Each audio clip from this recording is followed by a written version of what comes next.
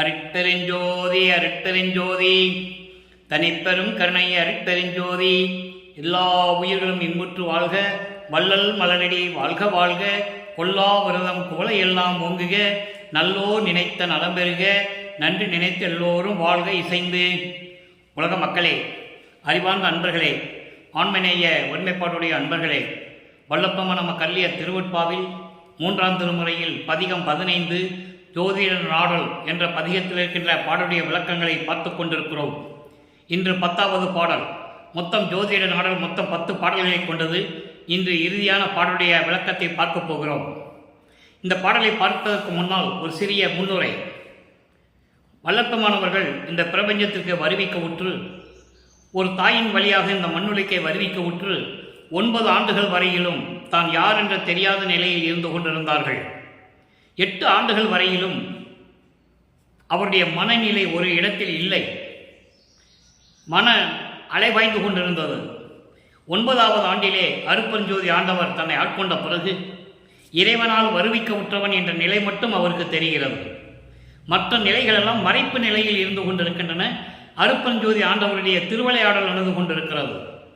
தனது மகனை சமயங்களிலும் மதங்களிலும் மார்க்கங்களிலும் இருக்க செய்து, அதன் பின் இதெல்லாம் மக்களுக்கு தேவையில்லை என்று சொல்லி சுத்த சன்மார்க்கத்தை கையிலே கொடுத்து, இனிமேல் உலக மக்களுக்கு சுத்த சன்மார்க்கம் தான் தேவை என்ற நிலை வரும்போது தன் மகனை ஆட்கொண்டு சுத்த சன்மார்க்கத்தை கொடுத்த பிறகு வல்லப்பமானுடைய இறைநிலை எப்படி இருக்கிறது என்பதையும், சத்தியஞான சபையில் இருக்கின்ற அருட்பெருஞ்சோதி ஆண்டவருடைய அருள் நிலையையும் ஒவ்வொரு பாடலிலும் ஒவ்வொரு விதமாக நமக்கு அருளியிருக்கிறார்கள். அதை பார்த்து கொண்டிருக்கிறோம். அந்த வகையிலே நாம் இன்று பார்க்க வேண்டிய பாடல் 10வது பாடல், பதிகம் 15 ஜோதிட நாடல். இன்றோடு 3ஆம் திருமுறையுடைய பாடலுடைய விளக்கங்களாம் நிறைவடைகிறது என்பதை மிகவும் மகிழ்ச்சியுடன் தெரிவித்துக் கொள்ள நான் கடமைப்பட்டிருக்கிறேன். 3ஆம் திருமுறையில் இருக்கின்ற 19 பதிகங்களுடைய பாடலுடைய விளக்கங்கள் 235 பாடல்கள். 235 பாடலுடைய விளக்கங்களையும் இறைவன் தயவாலையும் கருணையாலையும் நான் கொடுத்து விட்டேன். வள்ளலார் ஊழியனாகிய நான் இறைவனுடைய அருளை பெற்றுக்கொண்டு அவருடைய தயவாலையும் கருணையாலையும் திருவட்பாவினுடைய 6 திருமுறைகளுடைய விளக்கங்களையும் நான் பெற்றிருக்கிறேன். 6 திருமுறை விளக்கங்களையும் எழுதியிருக்கிறேன் என்பதை சொல்லிக் கொள்வதில் மகிழ்ச்சி அடைகிறேன். அதனுடைய வழியாகத்தான் ஒவ்வொரு திருமுறைக்கும் ஒவ்வொரு பாடலுக்கும் விளக்கம் சொல்லி இறுதியாக சுத்த சன்மார்க்கத்தை பெற்ற பிறகு நமது பிள்ளை பெருமானவர்கள் வல்லப்பமானார் அவர்கள் எப்படியெல்லாம் இறைநிலையை அடைந்தார் என்பதையும் நாம் பார்த்து கொண்டிருக்கிறோம். சமயங்களும் மதங்களும் மார்க்கங்களும் சூழ்ந்திருந்த காலகட்டங்களில் நமது பிள்ளை பெருமானவர்கள் இறைவனால் வருவிக்க உற்று அதன் பின் திருவொற்றியூரில் இருக்கின்ற தியாகராஜ பெருமானை பார்ப்பதற்காக சென்று கொண்டிருக்கிறார். அப்போ சமயங்களும் மதங்களும் மார்க்கங்களுள்ள நெறிகளை பின்பற்றி கொண்டிருக்கிறார்கள். நமது பிள்ளை பெருமானவர்கள் திருநீர் பூசிக்கொள்ளுவதும், உத்திராட்ச கோட்டையை கழுத்தில் அணிந்து கொள்வதும், கடுக்கான் போட்டுக்கொள்வதும், சமயங்களும் மதங்களும் மார்க்கங்களில் சொல்லப்பட்ட நெறிகளை கடைபிடித்து வழிபாடு செய்வதும், இந்த நிலைகளில் இருந்து கொண்டிருந்தார்கள் நமது பிள்ளை பெருமானவர்கள். பிள்ளை பெருமான் என்பது அருட்பெருஞ்சாண்டவர் தன் மகனுக்கு இட்ட பெயர் செல்வப்பிள்ளை. அதனால்தான் பிள்ளை பெருமான் என்று சொல்லுகிறேன். வள்ளல் பெருமான் என்று சொல்லிக் கொள்ளலாம், தவறில்லை. அப்போ அந்த நிலையில் இருக்கும்போது எப்படியெல்லாம் இறைவனை வருணை செய்தார் திருவொற்றியூரில் இருக்கின்ற போது என்ற நிலையையும், அங்கே எந்த அருளையும் பெற முடியவில்லை. வல்லப்பெருமான் அவர்கள் வருவிக்க உற்று 24 ஆண்டுகள் வரையிலும் எப்படியெல்லாம் துன்பப்பட்டார், துயரப்பட்டார், அருட்பெருஞ்சோதி ஆண்டவர் எப்படியெல்லாம் திருவிளையாடல் செய்து கொண்டிருந்தார் என்பதை ஒவ்வொரு பாடலின் மூலமாக நாம் பார்த்து கொண்டிருக்கிறோம். இந்த பாடலுடைய விளக்கத்தை பார்த்த பிறகு நாளையிலிருந்து அருட்பெருஞ்சாண்டுடைய திருவிளையாடல் எப்படியெல்லாம் நடந்தது, 1823ஆம் ஆண்டிலிருந்து 1874 ஆண்டுகள் வரை 51 ஆண்டுகளை 8 குறித்து தன் மகனுக்கு எப்படியெல்லாம் அருளை கொடுத்தார் என்பதை நாளையிலிருந்து நாளை முதல் நாம் பார்க்க போகிறோம். 4 வருடங்களுக்கு அந்த விளக்கம் இருக்கிறது. அதனால் என்னுடைய பதிவை நீங்கள் தொடர்ந்து பார்க்க வேண்டும். பார்த்தால்தான் அருட்பெருஞ்சோதி ஆண்டவர் என்ற ஒரு இறைவன் இருந்திருக்கிறார் என்பதையும், அவருடைய திருவிளையாடல்கள் எப்படியெல்லாம் நடந்தது என்பதையும் உங்களால் புரிந்து கொள்ள முடியும். எனவே அன்பர்களே, இன்று நாம் பார்க்க வேண்டிய கடைசி பாடல் 3ஆம் திருமுறையில் நன்றாக கவனியுங்கள். முதல் பாடலை பார்த்துவிட்டு பாடலில் இருக்கின்ற பதவுரையை பார்த்துவிட்டு அதன் பின் பாடலின் விளக்கம். இந்த விளக்கத்தை பார்த்த பிறகு சமரச சுத்த சன்மார்க்கத்தை தன் தந்தையிடமிருந்து பெற்ற பிறகு நமது பிள்ளை பெருமானாரினுடைய அருள்நிலை எப்படி இருந்தது என்பதையும் எப்படி இறைவனானார் என்பதையும் நாம் பார்க்க போகிறோம். நன்றாக கவனியுங்கள். அல்லமிகும் பேரழகு உடையார் திருவொற்றியூரில் இருக்கின்ற தியாகராஜ பெருமானை பற்றி சொல்லிக் கொண்டிருக்கிறார். இது காலத்தின் கட்டாயம். சமயங்களும் மதங்களும் மார்க்கம் சூழ்ந்த இந்த காலகட்டங்களில் எல்லாருமே சொல்லுவது போல இவரும் சொல்லிக் கொண்டிருக்கிறார். ஏனென்றால் அப்போ அவருக்கு சுத்த சன்மார்க்கம் தெரியாது. பிள்ளை பருவத்தில் இருந்து கொண்டிருக்கிறார். அதனால் தியாகராஜ பெருமானை அல்லமிகும் பேர் அழகு உடையார் என்று சொல்லுகிறார். ஆணை உரியார், அரிக்கு அறியார். நல்லா கவனிக்கணும். அரிக்கு அறியார், வெள்ளமிகும் பொன் வேணியினார், வியன்சேர் ஒற்றி விகிர்தர். அவர் கள்ளமுடனே புணர்வாரோ, காதலுடனே கலப்பாரோ, உள்ளம் அறியேன் ஜோதிடம் பார்த்து உரைப்பி புரிநூல் உத்தமரே. புரிநூல் உத்தமர் என்பது பூநூல் அணிந்த உத்தமர். ஜோதிடம் பார்க்கின்ற பூநூல் அணிந்த உத்தமரே, நான் சொல்லுவதை கேட்டு எனக்கு ஜோதிடம் பார்த்து உண்மையை உள்ளபடி சொல்ல வேண்டும் என்று சொல்லி ஜோதிடம் பார்க்க செல்லுகிறார். காரணம், உலகியலிலே இருந்தது போல உலகியலிலே ஒரு தாயின் வழியாக வறுமைக்கு உற்றதனால் அவர் உலக மக்களுக்கு தெரிவிக்கிறார். இந்த மனநிலையில் நான் இருந்து கொண்டிருந்தேன் என்று சொல்லி உலக மக்களுக்கு தெரிவிக்கிறார். இப்போ அந்த பாடலுடைய பதவுரை பாருங்க. அல்லமிகும் பேர் அழகுடையார், சொல்ல முடியாத அளவுக்கு பேர் அழகு உடையவர். ஆணை உரியார், யானை தோலை உரித்து ஆடையாக அணிந்து கொண்டவர். அரிக்கு அறியார், அரி என்பவன் திருமால். திருமால் பார்க்க முடியாத இறைவன். திருமால் பார்க்க முடியாத இறைவன். வெள்ளமிகும் பொன் வேணியினார், கங்கையை தலையில் சூடிக்கொண்டிருக்கின்ற இறைவன். அவர் வியன்சேர் ஒற்றி விகர்தர். வியன்சேர் ஒற்றி விகர்தர் என்பது பறந்து விரிந்த அழகான சூழ்நிலைகளில் இருந்து கொண்டிருக்கின்ற திருவொற்றியூரில் இருந்து கொண்டு, விகிர்தர் என்பது திருவிளையாடல் செய்து கொண்டிருப்பவர். திருவிளையாடல் செய்து கொண்டிருக்கின்ற இறைவன் திருவொற்றியூரில் இருக்கின்ற இறைவன். அப்படிப்பட்ட இறைவன் கள்ளமுடனே புணர்வாரோ, என்னை திருட்டுத்தனமாக வந்து, யாருக்கும் தெரியாமல் திருட்டுத்தனமாக வந்து என்னை அணைத்துக் கொள்ளுவாரா, அல்லது காதலுடனே கலப்பாரா? காதல் கொண்டு என்மேல் அன்பு கொண்டு அன்போடு வந்து என்னை கலந்து கொள்ளுவாரா? எனக்கு தெரியவில்லை. உள்ளம் அறியேன், எனக்கு தெரியவில்லை. ஜோதிடம் பார்த்து உரைத்தி, ஜோதிடம் பார்த்து எனக்கு நீர் சொல்ல வேண்டும். பூநூல் அணிந்த உத்தமரே, இந்த மனநிலையில் நான் இருந்து கொண்டிருக்கிறேன் என்று சொல்லி இந்த பாடலை நமக்கு அருளியிருக்கிறார்கள். இந்த பாடலை விளக்கம் பாருங்க. சொல்ல முடியாத அளவிற்கு பேரழகு உடைய இறைவன், யானை தோலை ஆடையாக அணிந்து கொண்ட இறைவன், திருமாலுக்கு காண முடியாத இறைவன், கங்கையை சடையில் சூடிக்கொண்ட இறைவன், அழகான சூழ்நிலைகள் நிறைந்த பூஞ்சோலைகளும் தென்னந்தோலைகளும் நிறைந்த திருவொற்றியூரில் இருக்கின்ற இறைவன். அப்படிப்பட்ட இறைவன் கள்ளத்தனமாக திருட்டுத்தனமாக யாருக்கும் தெரியாமல் என்னை வந்து அணைத்துக் கொள்ளுவாரா, என்னை கலந்து கொள்ளுவாரா, இல்லை என்றால் காதலுடன் அன்போடும் காதலோடும் என்னை வந்து கலந்து கொள்ளுவாரா என்று எனக்கு தெரியவில்லை. ஜோதிடம் பார்த்து சொல்லுங்கள் பூநூல் அணிந்த உத்தமரே, ஜோதிடம் பார்க்கின்றவரே, நீங்கள் உண்மையை உள்ளபடி சொல்ல வேண்டும் என்று சொல்லி இந்த பாடலை நமக்கு அருளியிருக்கிறார்கள். அவருடைய மனநிலை அந்த நிலையில் இருந்து கொண்டிருந்ததப்போ அதை நீங்கள் நன்றாக புரிஞ்சுக்கணும். இப்போ உலகியலில் ஒரு குடும்பத்தில் கஷ்டம் வந்தாலோ, இல்லை பிள்ளைகளுக்கு திருமணம் நடத்த வேண்டும், ஒரு நல்ல காரியம் செய்ய வேண்டும் என்றாலும் கூட ஜோதிடம் பார்ப்பார்கள். அது உலகியலில் இருக்கின்ற வழக்கம். இவர் ஒரு தாயின் வழியாக அருட்பெருஞ்சோதி ஆண்டவரால் வருவிக்கூற்றதனால் உலக மக்களுக்கு தெரிவிக்கிறார் அவருடைய மனநிலையை. நான் இந்த நிலையில் இருந்து கொண்டிருந்தேன் என்று சொல்லி அந்த மனநிலையை தெரிவிக்கிறார். அதோடு மட்டுமல்ல, எப்படிப்பட்ட இறைவன் என்று சொல்லுகிறார். திருமாலுக்கு காண முடியாத இறைவன், திருமாலுக்கு காண முடியாத இறைவன். அதை வளர்ப்பவன் சொல்வார்கள். திருவற்பாவலை கிட்டத்தட்ட ஒரு 180 இடங்களிலே சொல்லுகிறார். திருமாலும் பிரம்மனும் சரி, வானவர்களும் சரி, வேதங்களும் சரி, ஆகமங்களும் சரி இறைவனை பார்க்கவில்லை என்பதை திருவிற்பாவிலே நமக்கு தெளிவாக அறியிருக்கிறார்கள். இந்த பாடலிலே அரிக்கு அரியா, திருமாலுக்கு காண முடியாத இறைவன். அதற்கு ஒரு 3 பாடல்களை மட்டும் விளக்கம் சொல்ல நான் கடமைப்பட்டிருக்கிறேன். 2 வரிதான். கோலமாக மால் உருக்கொண்டும், கோலமாக மால் உருக்கொண்டும் காணா குறை கலல், குறை கலல் பதக்கோமா கொழுந்தே, கோமல கொழுந்தே. அதாவது கோலமாக, கோலமாக என்றால் பன்றி உருவம் எடுத்து, கோலம் என்றால் பன்றி. நிறைய பன்றிக்கு நிறைய விளக்கங்கள் சொல்வார் வளர்ப்பமான். கோலம் என்று சொல்லுவார், கரியமாய் என்று சொல்லுவார். இப்போ பன்றியாக உருவம் எடுத்து இறைவனுடைய திருவடியை பார்ப்பதற்காக மண்ணை பெயர்த்து கொண்டு பாதாள உலகத்துக்கு சென்று கொண்டிருக்கிறான். அப்படிப்பட்ட சென்று இருந்தும் கூட போய்கிட்டே இருக்கிறார். போய் கூட திருவடியை பார்க்க முடியவில்லை. எப்படிப்பட்ட இறைவனுடைய திருவடி? காப்பு அணிந்த திருவடி என்று சொல்லுகிறார். அடுத்த ஒரு இடத்துல சொல்லுவார் பாருங்க, கரிய மால். கரிய மால் என்பது கருமை நிறம் கொண்ட கண்ணன் என்று கூட சொல்லுவார்கள்.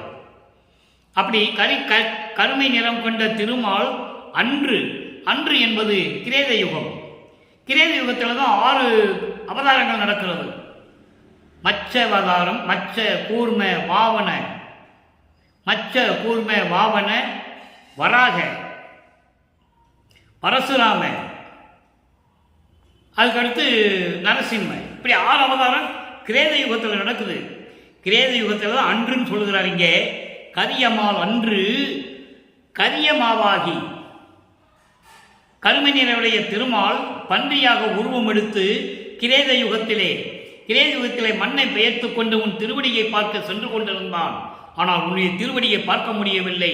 கலங்கி நின்ற, வருத்தப்பட்டு அழுது புலம்பி இறைவனுடைய திருவடியை பார்க்க முடியவில்லை என்று கலங்கி நின்ற உன்னுடைய பொன்னான திருவடியை பார்க்க முடியவில்லை. இன்னொரு இடத்துல சொல்வாரு, கண்ணன் நெடுநாள் மண் இடந்தும் காண கிடைக்கா கலல் உடையார். கண்ணன் மண்ணை பெயர்த்து கொண்டு பன்றி உருவம் எடுத்து சென்று கூட உனக்கு திருவடியை பார்க்க முடியலை என்று சொல்லுகிறார். அதை தான் இங்கே சொல்லுகிறார், அரிக்கு அறியார். நிறைய இடங்களை சொல்லுவார் வளர்ப்பவன் திருவெட்பாவிலே. யாரும் இறைவனை பார்த்தது இல்லையா? ஆக இப்போ சமயங்களிலும் மதங்களிலும் மார்க்கங்களில் இருந்தபோது அவருடைய மனநிலை எப்படி இருந்தது? இப்போ சுத்த சன்மார்க்கத்தை பெற்ற பிறகு 6ஆம் திருமுறையிலே என்னென்ன நடக்கிறது, இறைவனுடைய திருவிளையாடல் எப்படியெல்லாம் நடக்குதுன்னு பார்க்க போகிறோம். 6ஆம் திருமுறை பிள்ளை பெரு விண்ணப்பம். சுத்த சன்மார்க்கத்துக்குள்ள நுழையிறாரு. சுத்த சன்மார்க்கத்தில் என்றாகும் போது அப்பா கிட்ட விண்ணப்பம் வைக்கிறார். பிள்ளை பெரு விண்ணப்பம் 100வது பாடல். இங்கே இருக்கிற 10வது பாடலுக்கு அங்கே 100வது பாடலில் விளக்கம். நல்ல கவனிங்க. என்னையும் இரக்கந்தன்னையும் ஒன்றாக இருக்கவே இசைவித்து இவ்வுலகில் மன்னி வாழ்வுற வருவித்த கருணை வள்ளல் நீ. நானும் இரக்கமும் ஒன்னா இருக்கணுங்கிறதுக்காக. அவ இரக்கம்னா என்ன? பிள்ளை பெருமானவர்கள். பிள்ளை பெருமான்னா என்ன? இரக்கம். ஆக இரக்கமும் என்னையும் ஒன்றாக இருக்க செய்து விரும்பி இந்த மண்ணுலகில் ஒரு தாயின் வழியாக நிலையாக இருக்க வேண்டும் என்பதற்காக என்னை வருவிக்க செய்த கருணை வள்ளல் நீ என்று சொல்கிறார். அப்ப இறைவனால் வருவிக்க உற்றவர் என்பது இங்கே உண்மையாகிறது. சாதாரண மனிதனாக அவர் பிறக்கவில்லை. அவருக்கு பிறப்பு இறப்பு இல்லை. வல்லற்பெருமானுக்கு ஒவ்வொரு யுகத்திலேயும் இருந்தவர். நல்லா நீங்க புரிஞ்சுக்கணும். அவருக்கு வயது இல்லை. வருவிக்க உற்ற ஆண்டிலிருந்து என்று சொல்ல வேண்டும். மன்னி வாழ்வுற வருவித்த கருணை வள்ளல் நீ, நினக்கு இது விடயம் பண்ணல் என் அடியேன் ஆயினும் பிள்ளை பாங்கினால் உரைக்கின்றேன். அதாவது உனக்கு இது விருப்பம் என்றாலும் கூட, இப்படிதான் நீ விரும்பி என்னை வருவிக்க செய்தார், அது உன்னுடைய விருப்பம் என்றாலும் கூட, பிள்ளை என்ற தன்மையினால் நீ பெற்ற பிள்ளை நான் உன்னுடைய மகன், அந்த தன்மையினால் கூறுகிறேன். என்ன கூறினார்? இன்னவாறு என நீ சொன்னவாறு இயற்றாது இருந்த ஓர் இறையும் இங்கு இல்லையே. நீ எப்படி சொல்லி இந்த மண்ணுலகை என்னை வருவிக்க செய்தாயோ அதிலிருந்து சிறிதளவு கூட தவறாமல் அதாவது பிசையாமல் என்று சொல்லுவார், அதிலிருந்து தவறாமல் நீ நினைத்தபடியே நீ எப்படி எதற்காக என்னை வருவிக்க செய்தாயோ அதுபோல அப்படியே எனக்கு கொடுத்து ஒரு இம்மி அளவு கூட சிறிதளவு கூட குறையாமல் எல்லாரையும் எனக்கு இந்த மண்ணுலகிலே கொடுத்து விட்டையே என்று சொல்லுகிறார். அதுதான் சொல்றார் இங்கே, விடயம் பண்ணல் என் அடியேன் ஆயினும், உன்னுடைய விருப்பப்படியே இந்த மண்ணுலகிற்கு வருவிக்க செய்த அடியேன் நான் என்றாலும் கூட பிள்ளை பாங்கினால், பிள்ளை ஒரு மகன் என்ற தத்துவத்தினால், ஒரு மகன் என்ற உண்மையினால், அந்த தன்மையினால் நான் இதை சொல்லுகிறேன். நீ என்னவாறு நினைத்து என்னை வருவிக்க செய்தாயோ அப்படியே எனக்கு அருளை கொடுத்தது இந்த மண்ணுலகிலே எனக்கு அருளை கொடுத்து என்னை ஆண்டு கொண்டாயே என்று சொல்லுகிறார். இந்த மண்ணுலகிலே என்னை வருவிக்க செய்து எல்லா அருளையும் சிறிதளவு குறையாமல் கொடுத்து விட்டாயே என்று சொல்லி இந்த பாடலை நமக்கு அருளியிருக்கிறார்கள். ஆக இறைவன் அருட்பெருஞ்சோதி ஆண்டவர் என்பதையும் இறைவனிடம் அருளை பெற்றுக் கொண்டதையும் கூறுகிறார். 3ஆம் திருமுறை வரைக்கும் இறைவனிடம் எந்த அருளையும் பெறவில்லை என்பதை தெளிவாக உலக மக்களுக்கு தெரிவித்திருக்கிறார்கள் நமது இறைவன் பிள்ளை பெருமான் அவர்கள். நீங்கள் நல்லா புரிஞ்சுக்கணும். அப்போ இந்த மண்ணுலகுக்கு வந்ததுனால மாயைகள் எப்படியெல்லாம் இருந்தது அந்த மாயையினுடைய விளக்கத்தை சொல்லுகிறார். நீ உன்னுடைய மகன் நான் என்ன கொண்டு வந்து ஒரு மாயை உலகத்திலே இந்த உலகியலிலே ஒரு தாயிடம் ஒப்படைத்து விட்டாயே, அதனால் நான் எப்படியெல்லாம் துன்பப்பட்டேன் தெரியுமா? அந்த தாயின் கருவறையிலே இருக்கும்போது நான் பட்ட துன்பங்கள் கொஞ்சம் நஞ்சமா? இதெல்லாம் தந்தைக்கு அழகா என்றெல்லாம் சொல்லுவார். அந்த மாயினுடைய விளக்கத்தை இப்ப கூறுகிறார். நல்ல கவனிய. ஞான ஆனந்த வள்ளியாம் பிரியா நாயகியுடன் எழுந்தருளி ஈனம் ஆர் இடர் நீத்து எடுத்து என்னை அனைத்தே இன்னமது அனைத்தையும் ஊனம் ஒன்றில்லாது ஓங்கும் மெய்தளத்தில் உறப்புரிந்து என்னை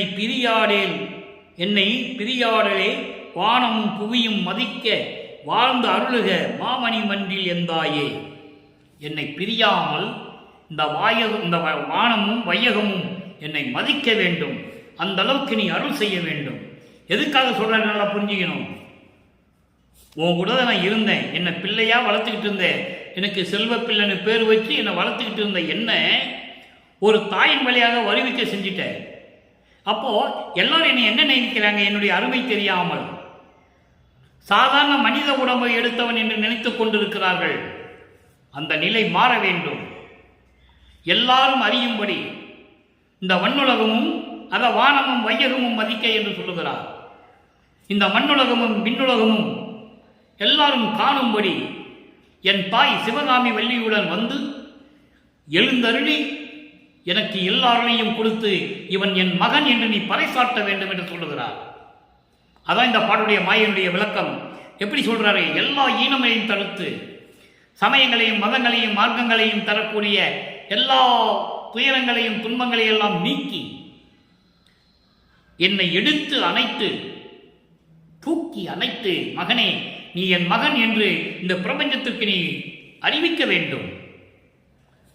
அப்படியெல்லாம் தூக்கி எடுத்து அனைத்து இன்னமது அனைத்தையும் ஊனமின்றி இல்லாது எந்த விதமான குறையும் இல்லாமல் எச்சமும் இல்லாமல் என்று சொல்லுவார். அதாவது எச்சம்னா மீதி குறைய இருக்கக்கூடாது, முழுசுவா கொடுத்துடணும். ஊனமின்றி இல்லாது ஓங்கும் மெய்த்தளத்தில், மெய்த்தளம் நல்லா கவனிக்கணும். மெய்த்தளம் 16வது நிலை கடவுள் நிலை. கடவுள் நிலை அறிந்த அம்மையமாதல் சரியே கிரிய யோகம் முன்னாங்க 12 நிலைகளும் சமயங்களையும் மதங்களையும் மார்க்கங்களையும் சார்ந்தது. அதெல்லாம் கடந்து வந்தாச்சு. ஞான சரியை தான் மரணமில்லா பெருவாழ்வில் தொடங்குது 13வது நிலை. 14வது நிலை ஞான கிரியை, ஞான யோகம், ஞானத்தில் ஞானம். அப்படிப்பட்ட அந்த மெய்த்தளத்தில் கடவுள் நிலையில் என்னை வைத்து கடவுள் நிலையில் உறப்புரிந்து, மெய்தளத்தில் உறப்புரிந்து கடவுள் நிலையில் என்னை இருக்க செய்து என்னை பிரியாமல், எப்படி சொல்றார் பாருங்க, என்னை பிரியாமல் நீ இருக்க வேண்டும். அப்பதானே கடவுளாக இருக்க முடியும். என்னை பிரியாமல் இந்த வானகமும் வையகமும் மதிக்க வாழ்ந்து அருள்க என்று நீ எனக்கு அருள் செய்ய வேண்டும்.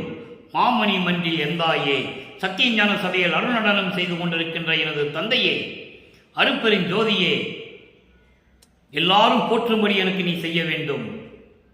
ஏனென்றால் நீ என்னை இந்த மண்ணுலைக்கு வருவிக்க செய்தனால் என்னை மானிடப் பிறவி என்று சொல்லுகிறார்கள், மனித உடம்பு எடுத்தவன் என்று சொல்லுகிறார்கள். இதை மாற்ற வேண்டும். எல்லா பாடலையும் சொல்வாரே. நீ மாயினுடைய விளக்கத்தில் பார்த்தீங்கன்னா ரொம்ப அருமையாக இருக்கும். இந்த கடைசி பாடலுடைய விளக்கத்தை பார்க்குறோம். இந்த மண்ணுலைக்கு உன்னால் தான் நான் வருவிக்க செய்தேன். சமயங்களிலும் மதங்களிலும் மார்க்கங்களிலும் இருக்க சொன்னாய், இருந்தேன். எனக்கு ஏன் மறைப்பு நிலையை கொடுத்தாய்?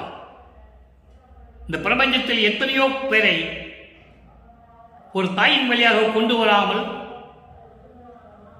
உன்னுடைய அருளால் கொண்டு வந்தீர்கள். என்னை மட்டும் என் ஒரு தாய் கருவறையிலே 10 மாதம் இருக்க செய்து கொண்டு வந்தாய் கேட்கிறாரே. திருவிற்பாவிலே உண்டு விளக்கம், யாரும் மறுக்க முடியாது. அப்படிப்பட்ட இறைநிலையில் இருந்து வந்தவர். பிரபஞ்சத்தில் இருக்கின்ற புராணங்களிலும் காவையில் இருக்கின்ற எல்லாத்தையும் சொன்னாங்க. அருட்பெருஞ்சோதி ஆண்டவருடைய திருவிளையாடலை யாருமே சொன்னதில்லை. வல்லப்பெருமான் இறைவனுடைய குழந்தை என்று யாரும் சொல்லவில்லை, அவருடைய மகன் என்று யாரும் சொல்லவில்லை. பொதுப்படையாக பேசினார்கள். ஆனால் திருவற்பாவில் அது அல்ல. அவர் இறைவனாகவே வருவிக்க உற்றார் என்ற நிலையை இங்கே நான் பதிவு செய்ய கடமைப்பட்டிருக்கிறேன். அடுத்து இப்போ மாயினுடைய விளக்கம் சொல்லியாச்சு. அப்போ திருமுன் விண்ணப்பம் 10வது பாடல், 33வது பதிகம், திருமுன் விண்ணப்பம் 10வது பாடல். எப்படி இறைவன் அங்கு திருவற்றில் இருக்கின்ற இறைவன் சொல்லுவார். சமயங்களும் மதங்களும் மார்க்கங்களும் சூழ்ந்திருந்த காலகட்டங்களில் அவைகளெல்லாம் எப்படியெல்லாம் உலக மக்கள் இறைவனை பெயர் கொண்டு அழைத்தார்கள் என்பதை தெளிவாக கூறிவிட்டார்கள் நமது பிள்ளை பெருமான். இப்போ சுத்த சன்மார்க்கத்தை பெற்ற பிறகு சத்தியஞான சபையில் இருக்கின்ற அருட்பெருஞ்சோதி ஆண்டவர் என்று சொல்லுவார். அப்போ சுத்த சன்மார்க்கத்தின் இறைவன், சுத்த சன்மார்க்கத்தின் தலைவன், இந்த பிரபஞ்சத்திலே ஆதிய மந்தமெல்லாம் தோன்றிய இறைவன் என்பதை நீங்கள் புரிந்து கொள்ள வேண்டும். தீட்டு என்பது தீட்டப்பட்ட வைரத்தை தீட்டினால் எப்படி இருக்கும் என்று சொல்லுவார்கள். அதே மாதிரி தங்கத்தை தீட்ட வேண்டும் என்று சொல்லுவார், வைரத்தை தீட்ட வேண்டும், பட்டையை தீட்ட வேண்டும் என்று சொல்வார்கள். அதை தான் இங்கு தீட்டு என்று சொல்கிறார். நல்லா கவனிக்கணும். தீட்டு என்றால் தீட்டப்பட்ட தீட்டப்பட்ட பொன் அணி அம்பலத்து அருணடனம் செய்து பொன் போன்று மின்னிக் கொண்டிருக்கின்ற பொற்சபையிலே, அம்பலத்திலே, திருச்சி சம்பளத்திலே, சத்தியஞான சபையிலே, விண்ணுலகத்திலே இருப்பது, அன்னங்களிலே இருப்பது திருச்சி சம்பளம், இங்கே சத்தியஞான சபை. சத்தியஞான சபையிலே அருணடனம் செய்து கொண்டு, அருளாட்சி செய்து கொண்டு உயிர் திரள்களுக்கு இன்பம் காட்டுகின்றது ஓர் கருணையாம் கடவுள். உயிர் திரள்கள், உயிரினங்கள், எல்லா உயிரினங்களுக்கும் கருணையை காட்டிக்கொண்டு அருள் செய்து கொண்டிருக்கின்ற இறைவன். பட்டை தீட்டப்பட்ட, மின்னிக் கொண்டிருக்கின்ற, ஒளி வீசிக் கொண்டிருக்கின்ற, அதாவது சத்தியஞான சபையில் இருக்கின்ற அருட்பெருஞ்சோதி ஆண்டவரே, உயிரினங்களுக்கெல்லாம் எல்லா உயிர்களுக்கும் கருணையை காட்டிக்கொண்டு அருளாட்சி செய்து கொண்டிருக்கின்ற இறைவனே, கடவுளே என்று சொல்லுகிறார். நின் கழல் இணை கருதாதே நீட்டுகின்ற என் விண்ணப்பம். நின் கழல் இணை கருதாதே. கழல் இணைன திருவடிகள். நான் சமயங்களிலும் மதங்களிலும் மார்க்கங்களில் இருந்த போது உன்னுடைய திருவடிகளினுடைய அருள் தன்மையை தெரியாமல் நான் இருந்து விட்டேன். அப்படிப்பட்ட நான் இப்போ விண்ணப்பம் வைக்கிறேன். அந்த விண்ணப்பத்தை உன் திருச்செவியில் காதில் கேட்டு எனக்கு அருள் செய்ய வேண்டும். எப்படி அருள் செய்ய வேண்டும்? வாட்டும் இவ்வுடல் இம்மையே, வாட்டும் இவ்வுடல் இம்மையே அழிவுறாது வளம் அடைந்திருமாறே. உன்னால இந்த மண்ணுலைக்கு வருவிக்க உற்று, நான் ஏற்கனவே கூறியது போலதான் இது விளக்கம். வருவிக்க உற்று ஒரு மனித பிறவி, மனித உடம்பு எடுத்து விட்டானே என்று சொல்லிக் கொண்டிருக்கிறார்கள். அந்த உடம்பை மாற்ற வேண்டும். வாட்டும் இவ்வுடல், ஆட்டும் இவ்வுடல் என்னால் உன்னால் வருவிக்க உற்று மலங்களாலும் மாயைகளையும் சூழ்ந்த, மலங்கள் மாயைகளால் சூழ்ந்த இந்த மனித உடம்பை இம்மையே, இந்த மண்ணுலகத்திலேயே இப்பொழுதே எல்லாரும் அறியும்படி, அதான் விளக்கம். வானுலகமும் மண்ணுலகமும் எல்லா உலகங்களும் அறியும்படி இவன் என் மகன் என்று சொல்லி என்னுடைய உடலை அறிவுறாத உடலாக்கி முத்தேகமாக மாற்றித்தர வேண்டும் என்று சொல்லி தந்தையிடம் விண்ணப்பம் வைக்கிறார். இப்போ சுத்த சன்மார்க்கத்துக்குள்ள வந்த பிறகு சமயங்களும் மதங்களும் மார்க்கங்களுக்கும் போது நான் எப்படி துன்பப்பட்டேன், சுத்த சன்மார்க்கத்தை பெற்ற பிறகு என்னுடைய தந்தை எப்படியெல்லாம் அதை நீக்கி என்னை ஆட்கொண்டார், எப்படி நான் இந்த அழியக்கூடிய இந்த உடம்பை அழிவுறாத உடம்பாக்கி ஆக்கி கொடுக்க வேண்டும் என்று நான் கேட்டேன் என்ற நிலைகளெல்லாம் உலக மக்களுக்கு தெரிவித்து விட்டார்கள். நம்மளை எல்லாம் படைத்து காத்து கொண்டிருக்கின்ற அருப்பெருஞ்சோதி ஆண்டவராகிய வல்லற்பமானவர்கள். அடுத்து பதியம் பாருங்க, 34 இறை எளிமையை வியத்தல். 10வது பாடல். எந்த நிலையில் அவர் இருந்தார், எப்படி இறைவன் ஆட்கொண்டார், இறைவனிடம் எப்படி அருளை பெற்றுக் கொண்டார், அந்த இறைவனிடம் பெற்றுக்கொண்ட அந்த அருள் இருக்கிறதே அது எப்படி வியக்கத்தக்கது என்று சொல்லி இந்த பதிகத்திலே நமக்கு அருளி இருக்கிறார்கள். 10வது பாடல். நல்லா கவனிங்க. அந்நாளில் நல்லா கவனிக்கணும். இங்கே அந்நாள், முன்னாள், இந்நாள், செந்நாள் இப்படி எல்லாம் வரும். நல்லா கவனிக்கணும்.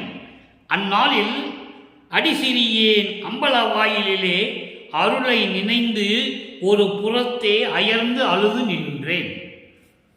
எந்த நாள்? சென்ற யுகங்களிலே, இதற்கு முன்னால் கலியுகத்திற்கு முன்னால், கலியுகத்தினுடைய இறுதி கட்டல்தான் அருப்பெருஞ்சோதி திருவிளையாடல் தொடங்குகிறது. 1823வது ஆண்டு தொடங்கி 1874 ஆண்டுகள் வரையிலும் 51 ஆண்டுகள் திருவிளையாடல் நடந்து கொண்டிருக்கிறது. அதை தான் திருவெட்பாவிலே நமது பிள்ளை பெருமானவர்கள் வல்லற்பமானார் பெருமானார் அவர்கள் 1ஆம் திருமுறையிலிருந்து 4ஆம் திருமுறை வரைக்கும், அதன் பிறகு 6ஆம் திருமுறையிலே எப்படி இறுதியாக இறைவனானார் என்பதையும் நமக்கு அருளி இருக்கிறார்கள்.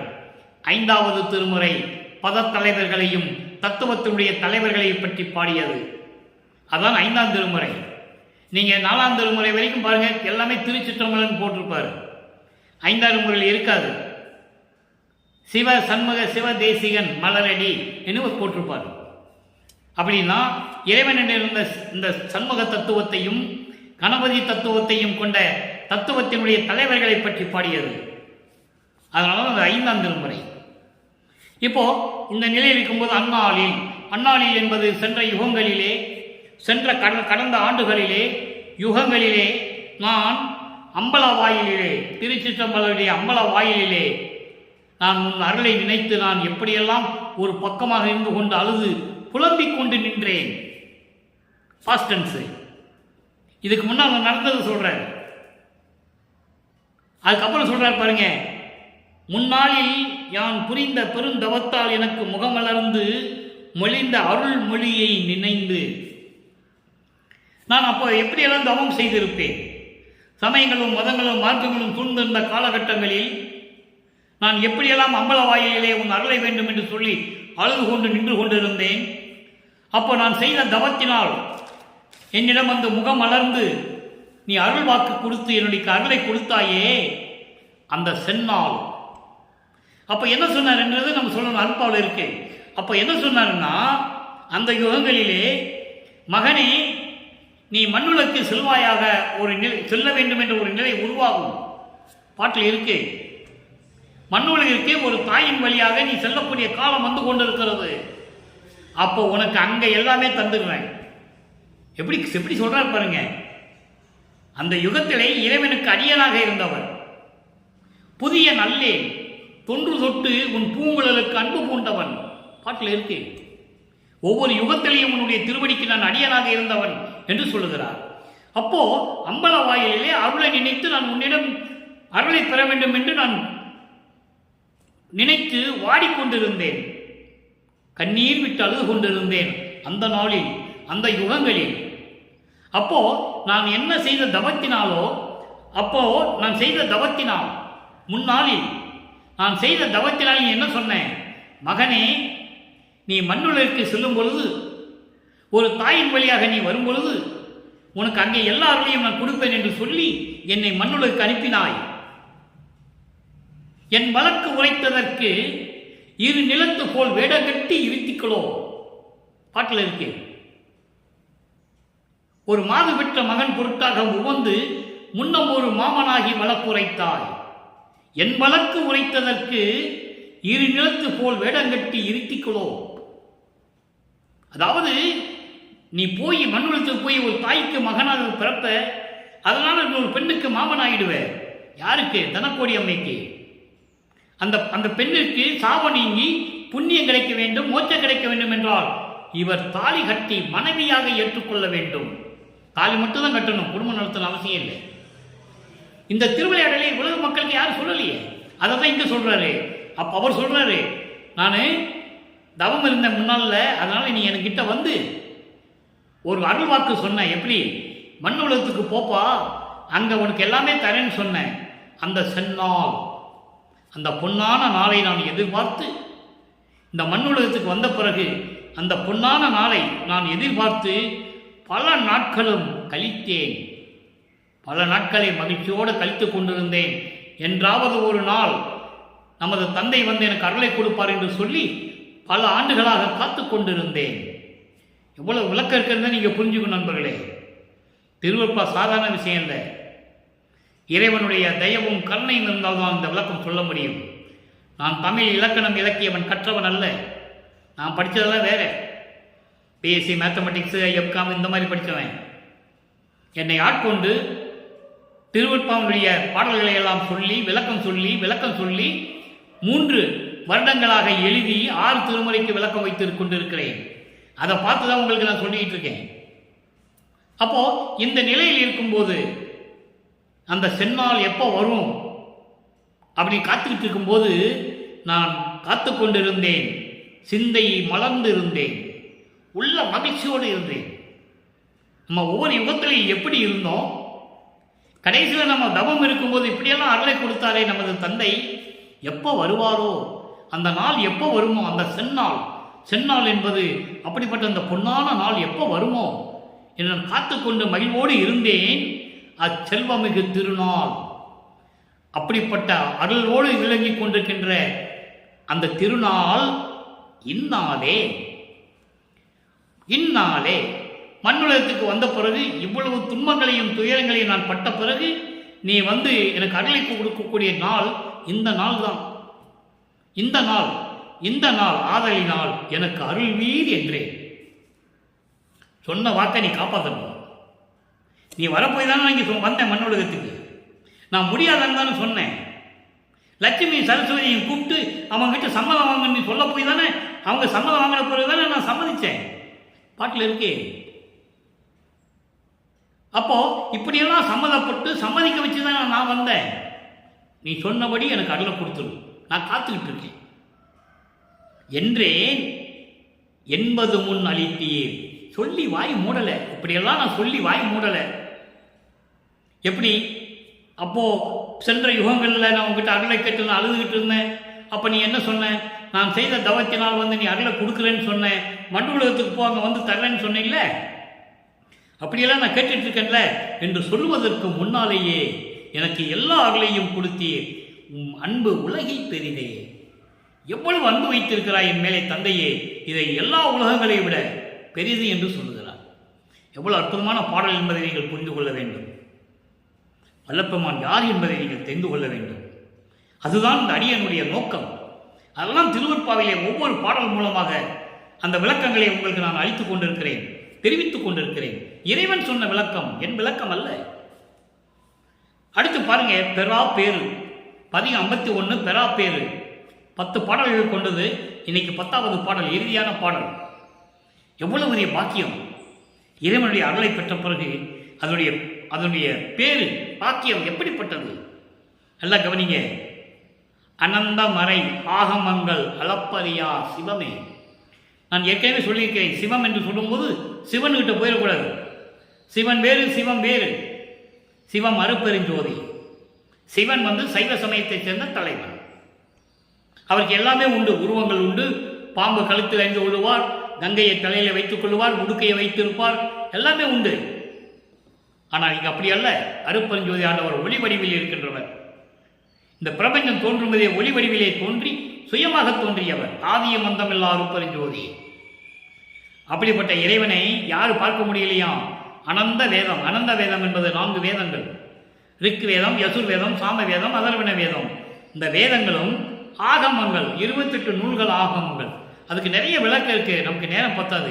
28 நூல்கள் மனிதர்கள் நல்லா வச்சுக்காங்க. ஆகம நூல்கள் 28.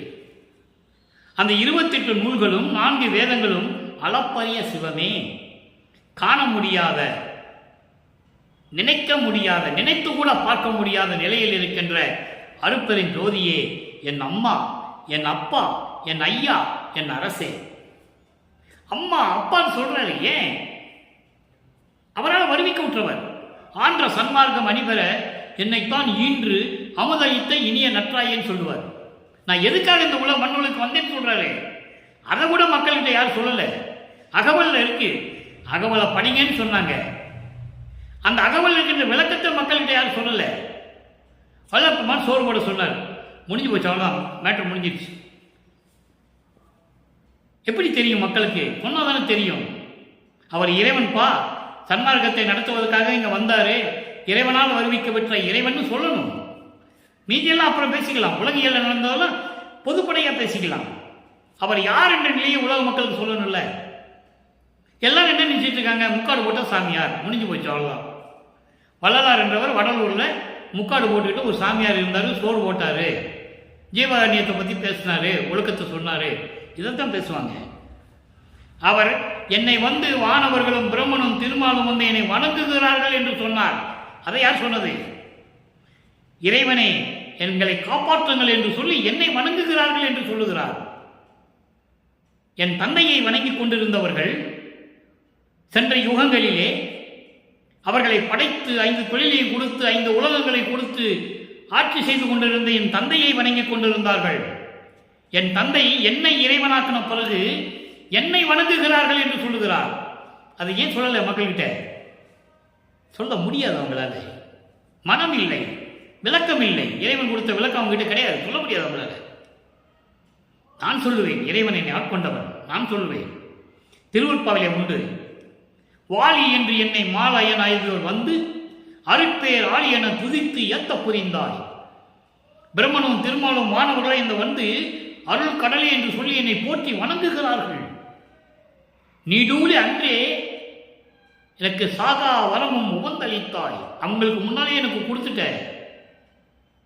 வாலி மன்றோங்கும் அருட்பெருஞ்சோதி என் மன்னருளே. எவ்வளவு அற்புதம்! இதெல்லாம் மக்களுக்கு சொல்லணும். சொன்னாதான் வல்லற்பமான இறைவன் என்ற நிலை உங்களுக்கு தெரியும். அதுக்கடுத்து பாருங்க, மனம் தரும் வாதனையை தவிர்த்து. இந்த சமயங்களிலும் மதங்களிலும் மார்க்கங்களிலும் நான் இருந்தபோது என் மனம் எப்படியெல்லாம் என்னை துன்புறுத்தியது தெரியுமா? அத்தனை துன்பங்களையும் துயரங்களையும் நீக்கி ஓர் அறிவினில் ஓர் அறிவாய், ஓர் அறிவினில் ஓர் அறிவாய். மெஞ்ஞான அறிவு, அறிவு வேறு, மெஞ்ஞான அறிவு வேறு. ஞானம் வேறு, மெஞ்ஞானம் வேறு. எல்லாமே ஞானம் பெற்றவர்கள் இருந்தார்கள் இந்த பிரபஞ்சத்தில்.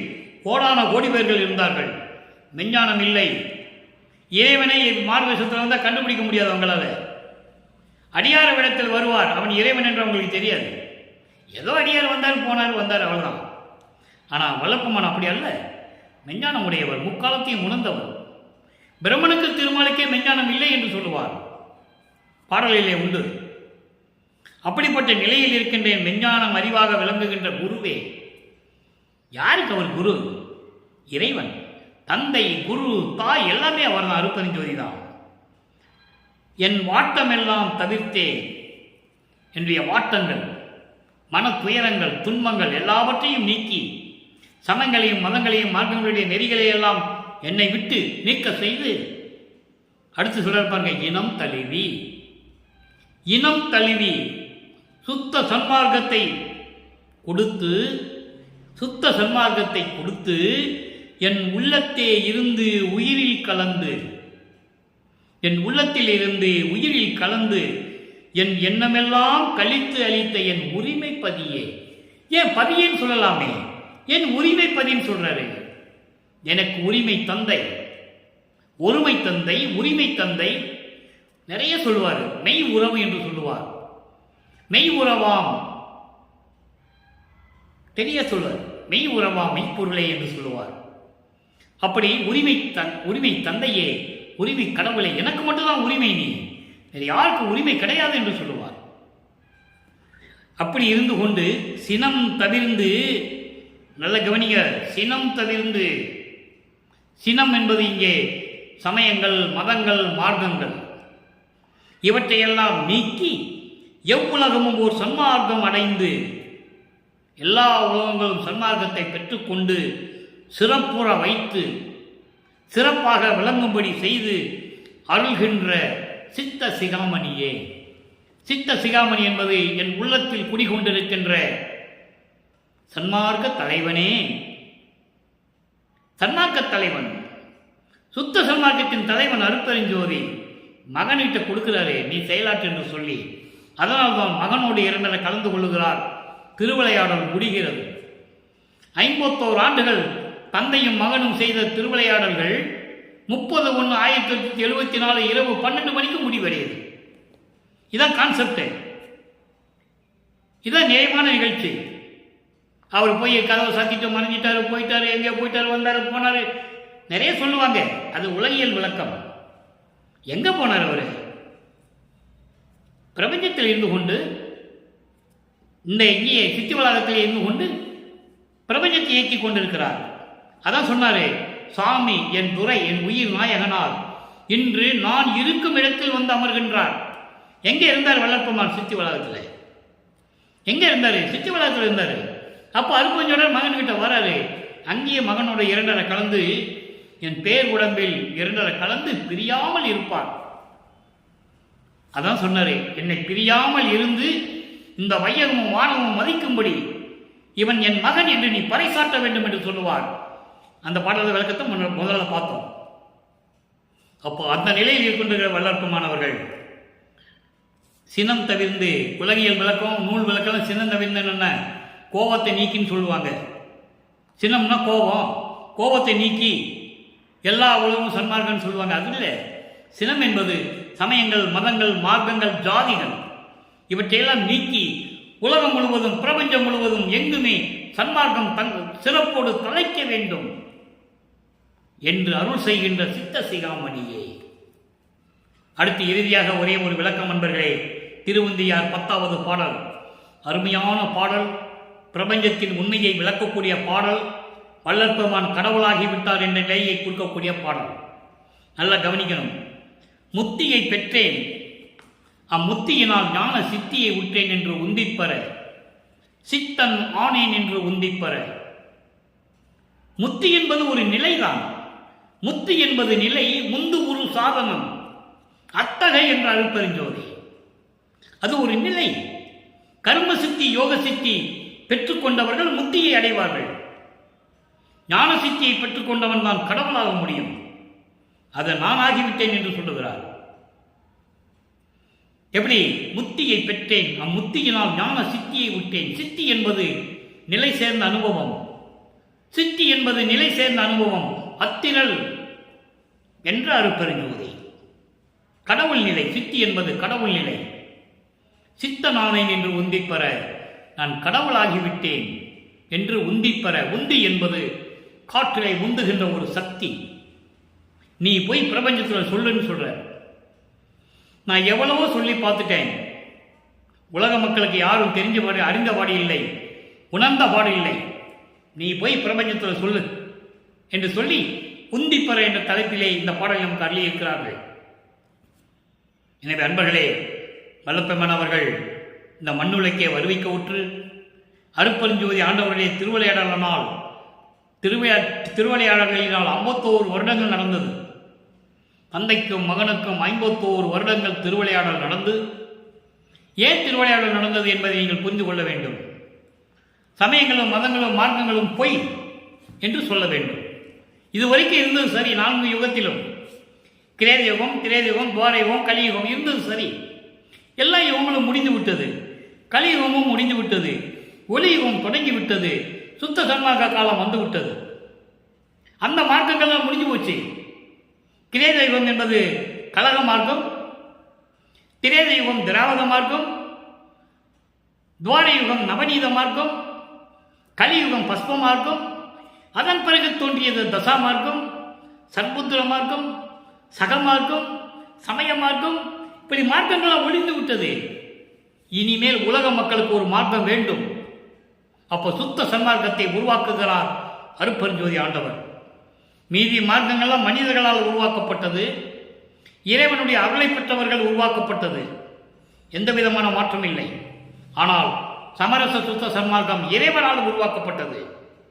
இறைவனால் உருவாக்கப்பட்டு தன் மகனை மண்ணுலகுக்கு வருவிக்க செய்து தன் மகனிடம் சுத்த சன்மார்க்கத்தை கொடுத்து உலக மக்களுக்கு சொல்லுகிறார். சுத்த சன்மார்க்கத்துடைய நிலை இதுதான். இப்படிதான் இனிமேல் உலக மக்கள் இருக்க வேண்டும், இறைவனுடைய அருளை பெற வேண்டும் என்றால் சுத்த சன்மார்க்கத்தெல்லாம் இருக்க வேண்டும் என்ற நிலையை உணர்த்த வேண்டும் மக்களுக்கு என்பதற்காகத்தான் தன் மகனை ஒரு தாயின் வழியாக வருவிக்க செய்து தன் மகனை இறைவனாக்கினார் அருட்பெருஞ்சோதி ஆண்டவர். எனவே அன்பர்களே, நீங்களும் சுத்த சன்மார்க்கத்தில் இணைந்து கொலையும் புலையும் தவிர்த்து, கொலை என்பது உயிர்களை கொலை செய்வது, உயிர்களை கொலை செய்து அந்த பிணத்தை உணவாக எடுத்துக்கொள்வது, அந்த நிலை மாற வேண்டும். கொல்லா விரதம் தன்னை காணில் ஒரு புலி என எண்ணி புறம்பொலிகை என்று சொல்லுவார். கொலையும் புலையும் தள்ளாரை இறைவன் தழுவானை. அதனால் இறைவனுடைய அருளை பெற வேண்டும் என்றால் சுத்த சன்மார்க்கத்தில் இருந்து கொண்டு இறைவனை அருளை பெற்றுக்கொண்டு நீங்கள் இந்த வையகத்திலே வாழ்வாங்கு வாழ வேண்டும், நோயற்ற வாழ்வில் நீங்கள் வாழ வேண்டும் என்று இறைவனுடைய தயவாலயம் கண்ணையாலையும் வாழ்த்தி இந்த வள்ளலார் ஊழியன் விடைபெறுகிறேன். மீண்டும் நாளை சந்திப்போம். நாளையிலிருந்து அருட்பெருஞ்சோதி ஆண்டவருடைய திருவிளையாடல் 51 ஆண்டுகள் எப்படி நடந்தது என்பதை ஒவ்வொரு பாடலின் மூலமாகவும் ஒவ்வொரு திருமுறையிலிருந்து ஒவ்வொரு பாடலின் மூலமாக நாம் பார்க்க போகிறோம். 4 வருடங்கள் பார்க்க போகிறோம். 1 வருஷம் 2 வருஷம் இல்லை, 4 வருஷம் சொல்லணும். அருட்பெருஞ்சோதியுடைய திருவிளையாடலை நாளையிலிருந்து நம்ம தொடங்க போகிறோம். எனவே பதிவை தொடர்ந்து பாருங்கள், மகிழ்ந்து கொள்ளுங்கள், இறைவனுடைய அருளை பெற்று மகிழ்வோடு நீங்கள் வாழுங்கள் என்று சொல்லி வாழ்த்தி இந்த வள்ளலார் ஊழியன் விடைபெறுகிறேன். மீண்டும் நாளை சந்திப்போம். நன்றி, வணக்கம். அருட்பெருஞ்சோதி அருட்பெருஞ்சோதி, தனிப்பெரும் கருணை அருட்பெருஞ்சோதி.